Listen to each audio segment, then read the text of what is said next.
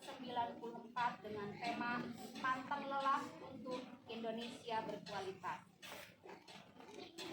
Angka yang ke-94 ini merupakan masa keemasan bagi lembaga pendidikan Ma'arif NU yang digagas dan diinisiasi oleh Hadratus Syekh Kiai Haji Hasyim Asy'ari, semoga Allah memuliakannya, di mana warga NU harus bisa mandiri untuk menghidupkan lembaga pendidikan yang memiliki semangat untuk mempertahankan Ahlus Sunnah wal Jamaah. Marilah kita menjadi penerus bangsa yang membanggakan bersama lembaga Ma'arif NU. Siswa-siswi harus bergerak, semakin rajin belajar untuk bangkit menjadi manusia yang bermartabat dan mampu bersaing di era globalisasi. Dalam kesempatan ini pula, saya akan membacakan pidato harlah Ketua Ma'arif NU PBNU atas nama Kiai Haji Muhammad Ali Ramdhani dengan tema Pantang Lelah untuk Indonesia Berkualitas.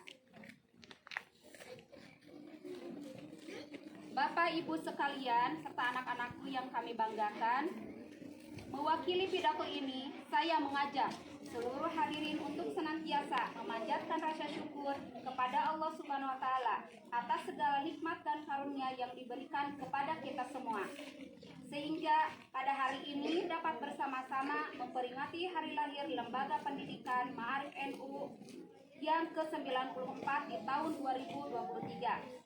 Salawat serta salam kita sanjungkan dan haturkan kepada Nabi Muhammad SAW, sosok teladan sempurna yang keteladanannya dapat kita wariskan kepada anak-anak kita dan anak didik kita semua. Saya berharap hikmah kita kepada bangsa dan negara melalui Lembaga Pendidikan Nahdlatul Ulama menjadi wasilah mendapatkan syafaat dari Nabi Muhammad SAW.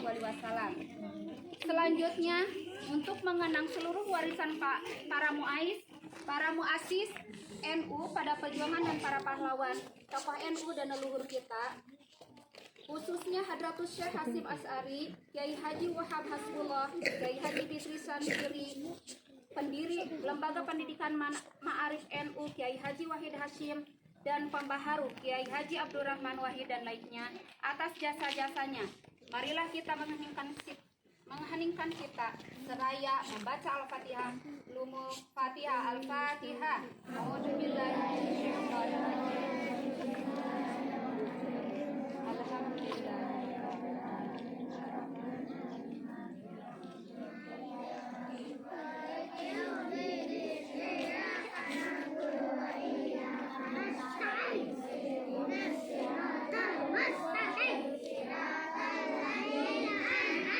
Lembaga Pendidikan Ma'arif NU Seperjuangan, pada tanggal 7 Februari 2023 lalu kita telah memperingati 1 abad Nahdlatul Ulama yang dipusatkan di kota Sidoarjo, Jawa Timur.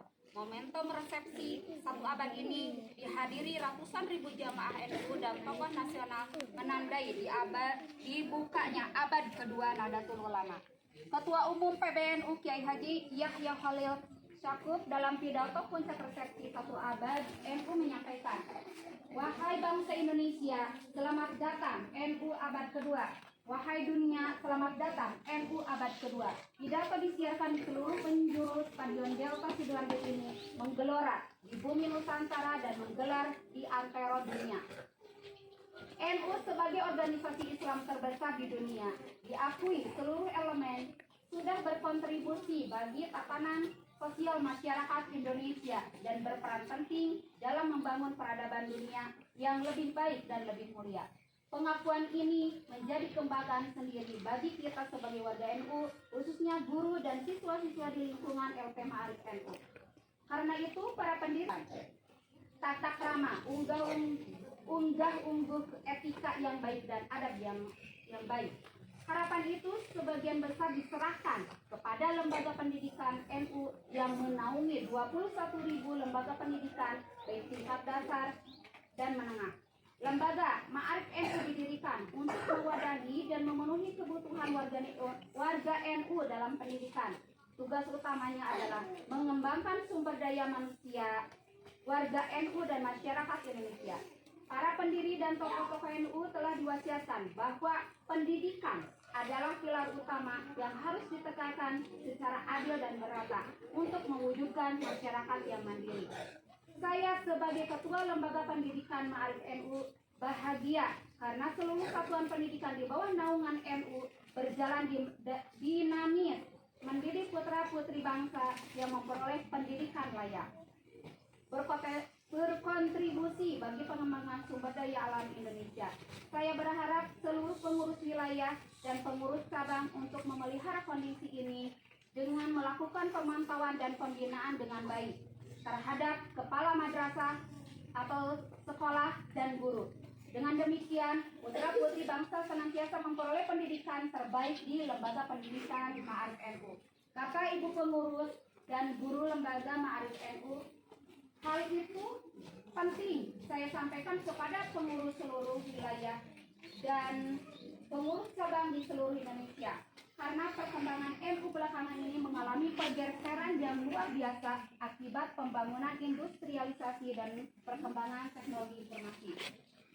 Jika dulu warga NU banyak tinggal di desa menggeluti sektor pertanian, kita tidak sedikit warga NU yang bermigrasi ke kota memasuki kerja sektor industri, perkantoran, dan usaha-usaha modern. Demikian juga di sisi pendidikan. Sejak terbukanya sistem pendidikan, banyak warga NU memperoleh pendidikan semakin luas. Sekarang ini warga NU tidak hanya berkonsentrasi pada Islamic Studies dalam pengkajian kitab kuning, tapi juga merambah pada prodi umum seperti hukum, ekonomi, politik, teknologi, teknik mesin, dan lainnya. Diaspora ini menjadikan basis intelektual dalam NU juga semakin meluas.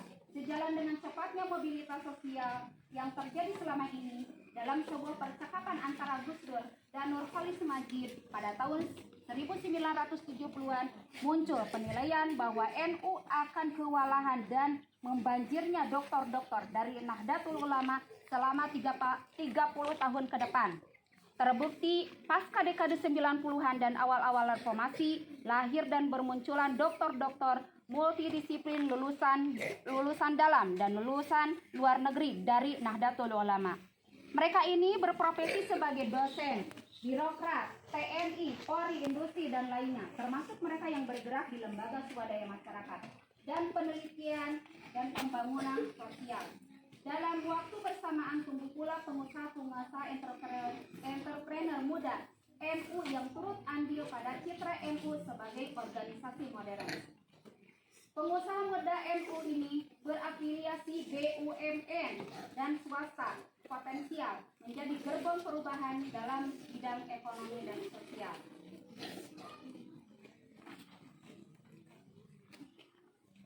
Singkatnya, NU sebagai ormas sudah dapat berdiri di atas kaki sendiri sebagaimana cita-cita para pendiri, para muassis, dan tokoh-tokoh NU 100 tahun yang lalu. NU saat ini memiliki generasi potensial dan basis sosial kuat, struktural atau kultural. Dalam bahasa lain bahwa NU saat ini mengalami bonus intelektual yang cukup menggembirakan.